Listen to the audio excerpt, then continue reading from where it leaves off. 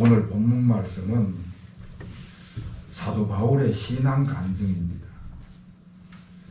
여러분, 사도 바울은 기독교 역사상 가장 위대한 인물이다, 그렇게 이야기를 할 수가 있습니다. 물론 예수님의 12 제자들이 있지요. 베드로와 사도 같은 분들은 굉장히 위대한 사도인 것은 사실입니다. 그럼에도 불구하고 사도 바울이 가장 위대한 기독교의 역사적인 인물이라는 것은 우리 기독교의 기초를 바울이 세웠기 때문에 그렇습니다. 기독교를 전파하는 데 가장 크게 기여한 인물이 사도 바울이었습니다.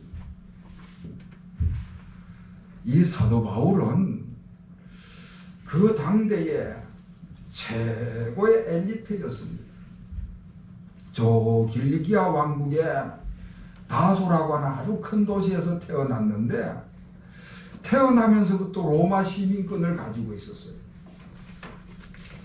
그 길리기아 다소라는 그 도시는 문화와 학문이 아주 발달된 도시여서 바울이 어릴 때부터 헬라 문학을, 헬라 철학을 공부했습니다.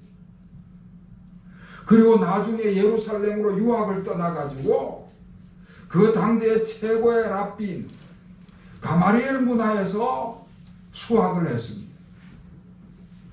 그러니까 사도 바울은 유대의 율법과 헬라의 철학을 다 겸비한 그 당대의 최고의 지성인이었다, 그렇게 이야기를 할 수가 있습니다. 그래서 사도 바울은 그가 가지고 있는 그 탁월한 지식과 능력으로 인해서 기독교 복음을 전파하는데, 초대교회를 수호하는데 아주 결정적인 역할을 하는 것이지.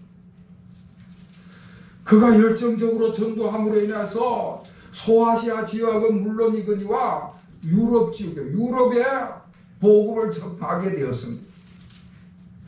수많은 사람들이 사도 바울을 통하여서 예수님을 믿게 되고, 그리고 각 지역마다 교회를 세우는 놀라운 일들을 행했습니다. 그리고 사도 바울은요, 영적으로도 신비한 체험을 많이 한 사람입니다.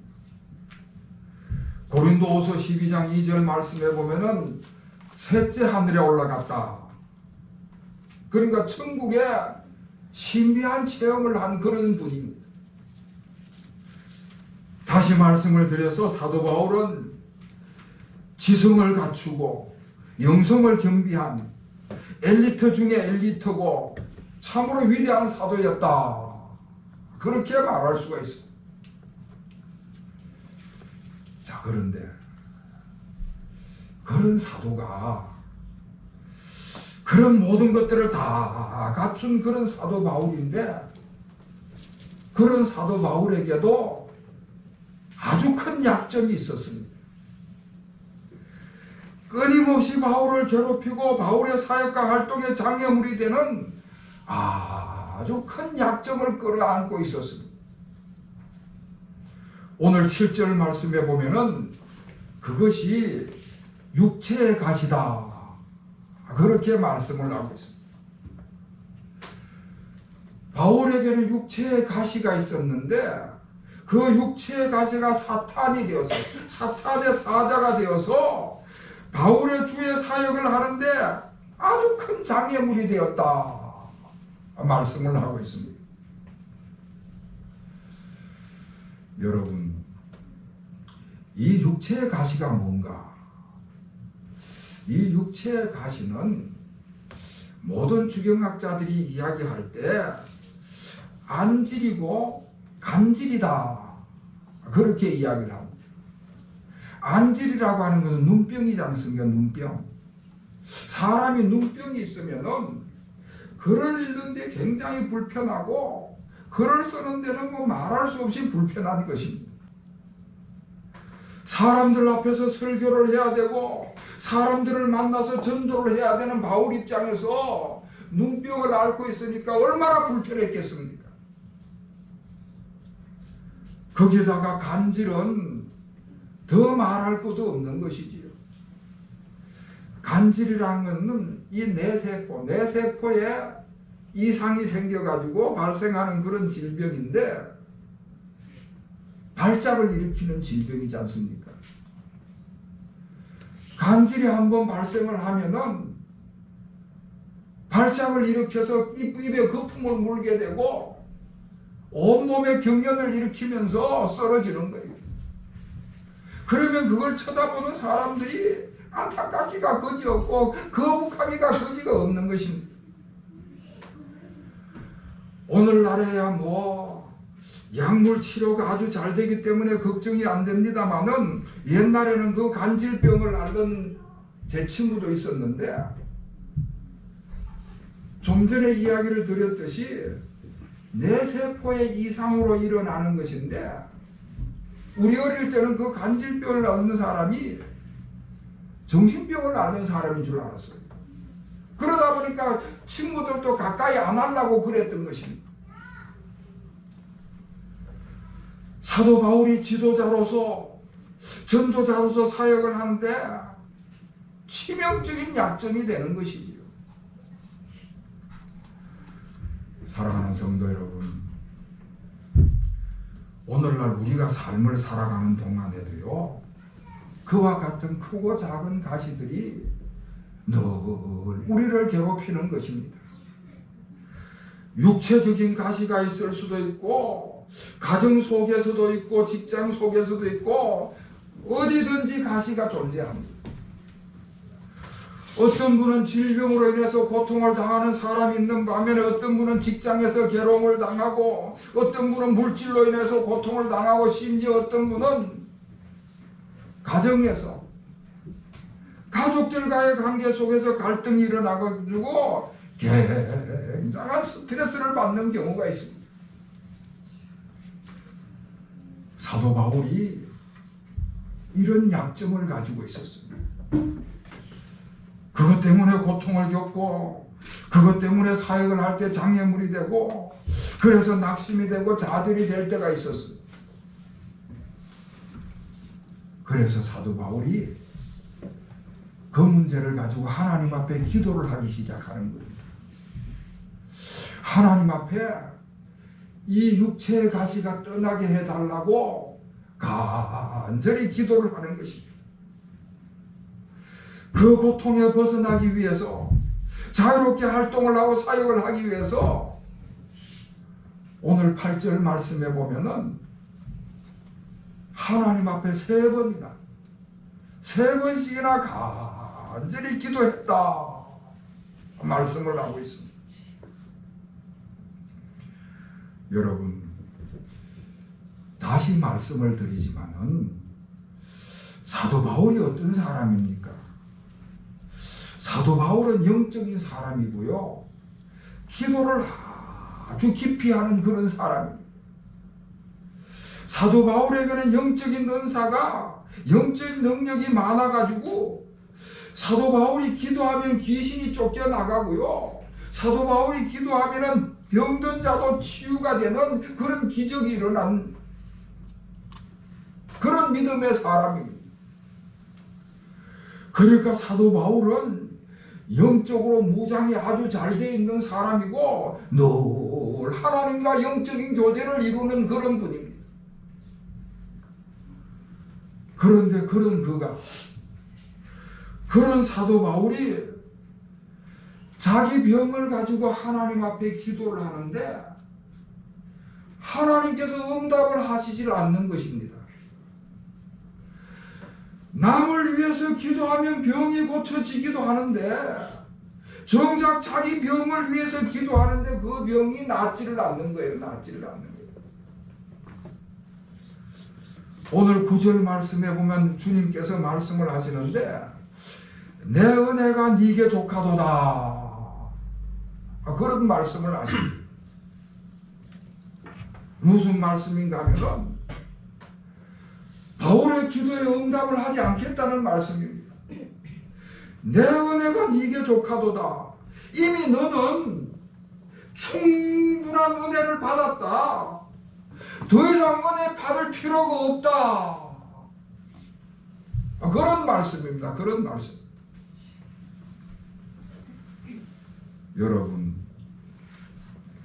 우리가 하나님 앞에 기도를 하면은 하나님은 세 가지 방법으로 응답을 하십니다. 제일 먼저는 우리가 기도를 하면은 우리가 기도하신 그대로 하나님이 응답을 해주십니다.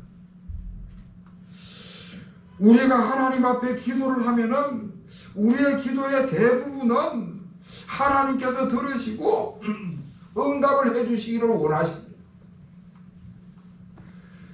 그런데 가끔은 우리 하나님께서 우리가 기도를 하면은 기다려라, 기다리라고 응답을 하시는 경우가 있습니다. 응답을 하시기는 하시지만은 당장 응답을 하시지는 않는다는 것이지요. 우리의 시간에 맞춰서 응답을 하시는 것이 아니라 하나님의 시간에 맞춰서 응답을 하시는 거예요. 그래서 하나님의 시간에 하나님의 시간에 맞추기 위해서는 우리가 기도를 하면서 인내하면서 기다려야 될 필요가 있는 것입니다. 아브라함 같은 사람은 25년을 기다렸습니다. 낙심이 되기도 하고 좌절이 되기도 하고 방황을 하기도 하고 포기를 한 때도 있었지만은 결국에는 하나님께서 아브라함의 기도에 응답을 하십니다. 할렐루야. 세 번째로 하나님의 응답하시는 방법은 안 된다, 기도를 응답하시지 않는 경우가 있습니다. 여러분, 우리 예수님께서 십자가를 지시기 전에 그렇게 간절히 하나님 앞에 기도를 합니다. 아버지요, 이 잔이 내게서 지나가기를 원합니다. 땀방울이 핏방울이 되도록 그렇게 간절히 기도를 하시는데 하나님께서 그 기도에 응답을 하시지 않는 거예요. 결국 예수님께서 십자가를 지셨습니다. 모세가 이스라엘 백성을 이끌고 가나안 땅을 향해서 출애굽을 했지요. 강야를 다 지나서 가나안 땅을 바라보면서 하나님 앞에 기도를 하는 거예요. 하나님, 저도 저 가나안 땅에 들어가고 싶습니다. 하나님이 응답하시지 않았어요. 결국 모세가 가나안 땅에 들어가지 못하고 세상을 떠났어요. 사도 바울이 육체의 가시를 놓고 하나님 앞에 3번이나 간절하게 간구를 하는데 하나님께서 응답을 하시지 않는 것입니다. 여러분, 이런 신앙의 거장들이, 이런 기도의 용장들이 그렇게 간절하게 기도하는데 왜 응답이 되지 않는가? 이런 믿음의 사람들이 기도를 하는데 얼마나 영적으로 무장이 잘된 그런 신실하고 모범적인 사람들이 기도를 하는데 어떻게 응답이 되질 않는가? 여러분, 하나님이 응답하시지 않는 경우는요, 하나님이 응답하지 않는 것이 오히려 유익이 될 때 응답을 하시지 않는 것입니다.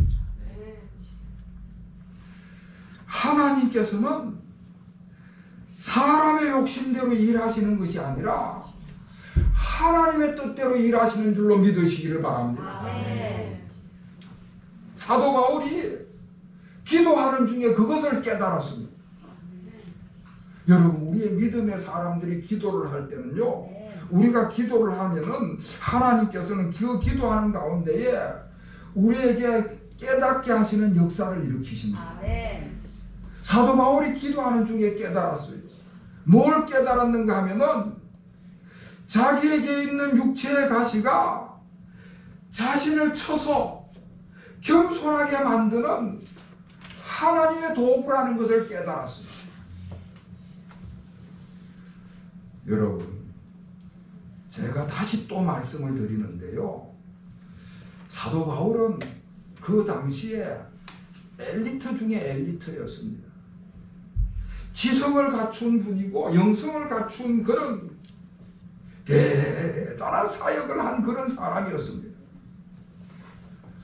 다른 사도들과 비교를 해봐도, 다른 사역자들과 비교를 해보면요, 상대가 되지 않는 그런 분입니다. 사도 바울을 능가할 사람이 없습니다. 그러니까 교만할 만한 충분한 요소를 다 가지고 있는 사람이 사도 바울입니다. 그래서 사도 바울이 기도하는 중에 그걸 깨닫는 거예요. 만약에 나한테 이 가시의 고통이 없었다면은 내가 얼마나 교만했겠는가. 이 가시가 고통스럽고 불편하기는 하지만은 이 가시 때문에 내가 나를 쳐서 나를 겸손하게 만드는구나. 하나님이 나를 쳐서 겸손하게 만드시는 도구였구나. 아멘. 바울이 그걸 깨달았어. 바울에게 육체의 가시가 없었다면은 한없이 교만하게 됐을 것이고, 교만해서 다른 사람을 업신여기게 됐을 것이고, 그러면 주의 사역을 어떻게 감당했겠냐는 것입니다. 그 가시 때문에 겸손하게 되었고 주님의 사역이 질서 있게 되었다 하는 것을 바울이 기도하는 가운데 깨달은 것입니다. 여러분, 우리 기도하는 사람은요, 기도를 하면서 자기 자신을 되돌아보게 되는 것입니다. 우리가 기도를 제대로 하게 되면은 남의 잘못을 지적하기보다는 자신의 잘못을 깨닫게 되는 거예요. 남의 허물을 비판하기보다는 자신의 허물을 깨닫게 되는 것입니다. 그래서 기도를 하면 할수록 내 마음이 정결해지고요, 기도를 하면 할수록 내 마음이 깨끗해지고요, 기도를 하면 할수록 내 삶이 거룩한 삶으로 변하게 되는 것입니다. 사도 바울이 그렇게 기도하는 가운데 육체의 가시가 하나님이 내게 주신 나를 겸손케 하시는 하나님의 도구다 하는 것을 깨달았을 뿐만 아니라 그 육체의 가시가 하나님께로부터 은혜를 받는 통로라는 것을 또한 깨달았습니다. 9절 말씀에 보면은 하나님께서 말씀을 하시기를 내 은혜가 내게 족하도다. 이는 내 능력이 약한 데서 온전하여짐이라. 그렇게 말씀을 하고 있습니다. 가시가 고통스럽고 불편하기는 하지만은 그 고통을 인해서 연약해지고, 연약해지면서 겸손해지고, 겸손해지면서 인간의 능력을 의지하지 않고 하나님의 능력을 의지하게 되었다. 하나님의 능력을 의지하면 하나님의 능력을 내가 힘있게 되고, 그 능력이 내 속에서 온전하게 나타나면 그래서 내가 능력 있는 강한 삶을 살아가게 된다는 말씀. 약할 그때가 강함이니라. 약할 그때가 강함이니라. 이 말도 안 되는 문장이 형성되지 않는 이 역설의 진리가 오늘 여기서 말씀하는 우리 기독교의 진리인 것입니다. 약하면 약한데 약한 그때가 강하다. 이 역설의 진리가 여기서 나오시는 말씀입니다. 다시 말씀을 드리면은 이 육체의 가시는 인간을 연약하게 하지만은 그 육체의 가시 때문에 내가 연약한 것을 깨달아서 하나님의 능력을 의지하게 되면은 하나님께서 내 연약한 육체의 가시를 통해서 내게 임하심으로 말미암아 그 은혜의 통로를 통하여서 내가 약한 그 약점이 내게 손해를 주는 것이 아니라 오히려 나를 유익하게 만든다. 할렐루야. 제가 한국 목사합창단에서 활동을 할 때 송명희 시인을 만난 적이 있습니다. 그게 2007년도였는데 경기대학교 합창단하고 그 경기대학교 오케스트라하고 우리 목사 합창단하고 협연을 해서 송명희 시인을 위한 자선음악회를 한 적이 있었어요.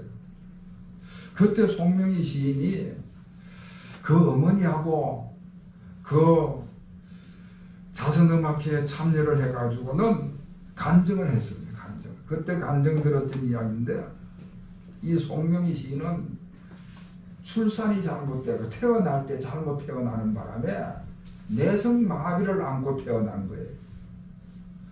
팔과 다리가 뒤틀리고 말이 제대로 되지 않는 그런 내성마비 장애인이었습니다. 그렇게 되니까 어릴 때부터 소외된 삶을 살아가게 돼요. 바깥 구경은 전혀 할 수 없이 집안에 방 안에만 삶을 살았다는 거예요. 심지어 옛날에는 장애인을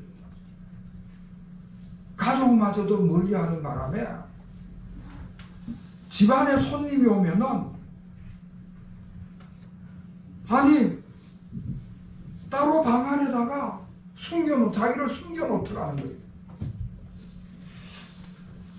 얼마나 기가 막혔겠습니까? 그렇게 나이가 들면서 사춘기가 됐는데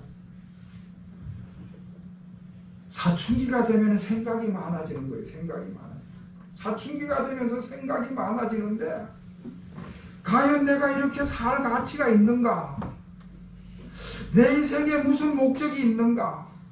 굉장한 갈등을 겪었다는 것입니다. 그런 갈등 속에서 성경책을 접하게 되는 거예요. 성경책을 접하게 되면서 성경을 읽기 시작을 하는데 이분이 성경을 한 번 읽기 시작했는데 무려 30독을 했다는 거예요. 30독을. 상상이 됩니까?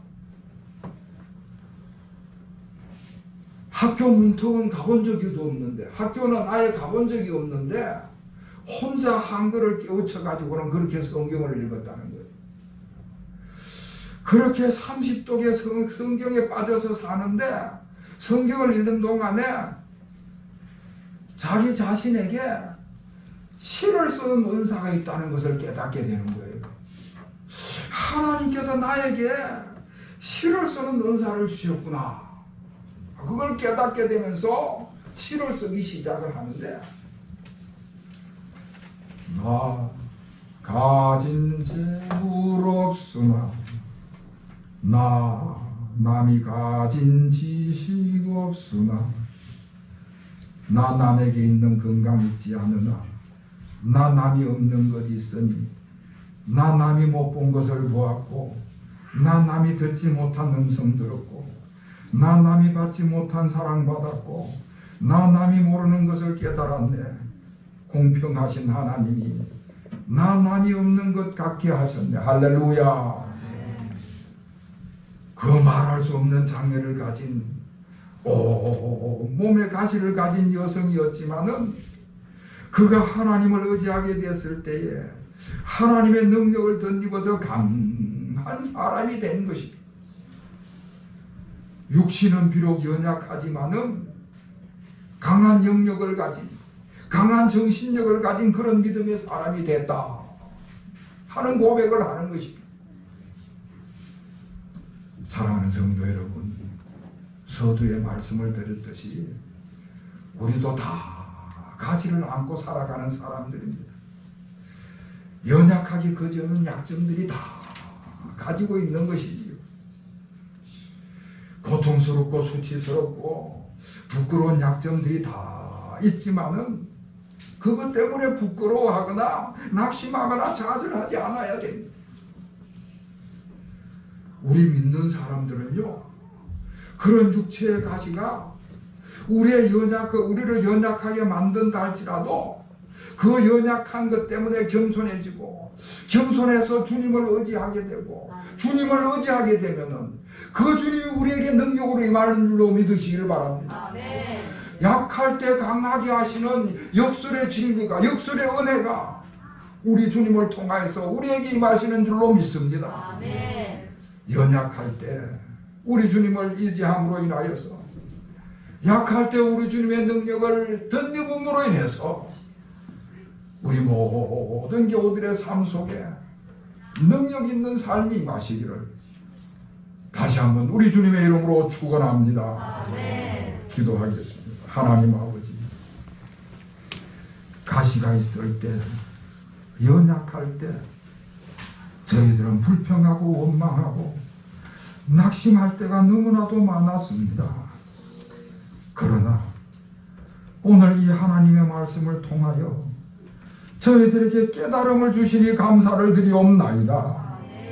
가시가 나를 연약하게 하지만 연약해지면 겸손해지고, 겸손해지면 주님의 능력을 의지하고, 주님의 능력을 의지하면은 강하고 담대한 삶을 살아간다는 것을 분명히 깨닫게 하시니 감사를 드리옵나이다.